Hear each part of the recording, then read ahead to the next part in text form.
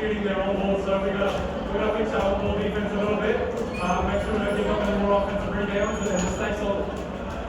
Jordan, we are hearing a lot of fans cheering out here in United Center and Antipolo. Any message you would like to send out to them? Yeah, thank you so much for the love. You know, we're working really hard to try and get this thing done this conference. Keep coming out and supporting us. We really love it. Thanks, guys. Thank you so much, Jordan, and congratulations once again. Now it's time to hear from our winning coach, Sean. Congratulations, Coach Sean. In your huddles, you kept talking about wanting to see more effort. How did you see your men embrace this in the end game, given how feisty Meralco was in making a comeback? Yeah, that's exactly the one thing that we focused on in the pre-game for our game plan. Really, the foundation of our game plan is to not allow Meralco to outwork us and to win the effort stats. So diving to the floor for the loose ball, extra effort, deflections, sending to screens, all the little things that Meralco is very good at. So I thought if we're able to match their energy and their effort, then we give ourselves a good chance to win. And I think in the end, our defense really held strong. So that was the story of the ball. Thank you. Thank you, Coach Sean. We are now opening the floor to the media.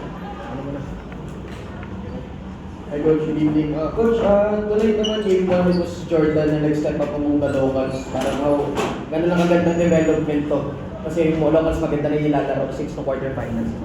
Well, they did a great job defending Calvin. We all know how good it is. So it was important that we have another guy stepping up. And normally that's either Ray, Jason, or the guy beside me, Jordan. So when we get that other scorer aside from Roger and Calvin, it really helps our offense. It really helps the flow of our game. And I think when we're scoring well, it also energizes our defense. And then just one point about Jordan. He's been struggling with his shot and his offense the whole conference, but we've been very happy with the way he's playing defense. So he's putting in the effort there, and we always talk about that in our team. There are many ways to impact the game, not just offensively. Today he had some key defensive stops and some defensive rebounds that he's been doing the whole conference. So when his offense is clicking as well, that's a big plus for us. Congratulations. As Coach Scott mentioned, you had the big impact tonight. How big was those impact plays you made were during this last few minutes of the ball game? I mean, that's when winning counts, right? That's when you win ball games at the end of the game, those last 2-3 minutes. And I think all 5 of us are making really big time plays and just doing what we need to do, and go to ball down the stretch, and then he's going to deliver. Marvin Jones at 22 tonight. What's kind of elimination? It was a big problem for you guys, and most likely it will be a problem for the duration of the series. Yeah, he's an excellent player, but I think in the end, our team defense helped. It's I don't think any one player, even Ball, can stop a guy like Marvin Jones. Same thing with Chris Newsome and CJ Cancino. There's no single player who can really stop them one-on-one. But it really takes the effort of the entire team. Just being connected, helping each other out, and making smart decisions on the defensive side of the ball.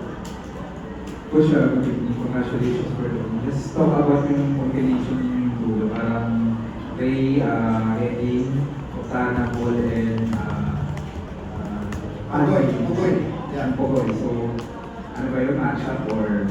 Well, that's really a lineup that we like going to because it's really hard to match up and defend against that lineup. And as you saw, they were forced to put down Cliff Hodge on Calvin and put Jones on Ball. And those are certain matchups that we like. And when we have that lineup, then the other end of the floor is that lineup will only work if we can defend and rebound. And I thought we did a good job. We tied them in the rebounding numbers, held them to only 11 offensive rebounds, Cliff Hodge only had 1 offensive rebound, so I think that was important for us. Coach, for most of the conference, parang sinasabi na yung masyado nakaasa kay ball. But in that fourth quarter, playing away, kung saan kayo medyo na-take control of the game, ball didn't score a single point, Coach. Kano importante yung ganong klaseng para sa team yung moving forward? Well, we were struggling the whole conference trying to find that combination and that balance. But again, remember, we're never fully healthy in the eliminations. So I said this already in the last game. We didn't have a fully healthy Roger Pogoy. We were managing his minutes. Jordan missed a couple of games. We missed Brandon Villanueva's roster a couple of games. So we were not really able to put the lineup that we want together. Fortunately, as the eliminations wound down, we got Roger back to 100% healthy. And I think what we're seeing now is being able to finally put the combinations that we want together.